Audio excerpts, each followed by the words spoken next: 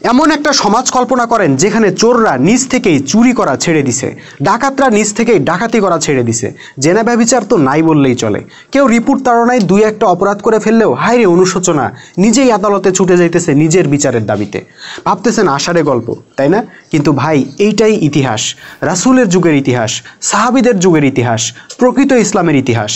যে মানুষগুলো আয়ামে জাহিলিয়াতের যুগে চুরি ডাকাতি, মাদক, গৃহযুদ্ধ আর অশ্লীলতায় ডুবে থাকতো, ওই মানুষগুলোই ইসলাম প্রতিষ্ঠার পর ন্যায়, নীতি, নিষ্ঠায়, সততায়, আমানতদারিতে, ওয়াদা রক্ষায় সেরা মানুষে পরিণত হয়েছিল।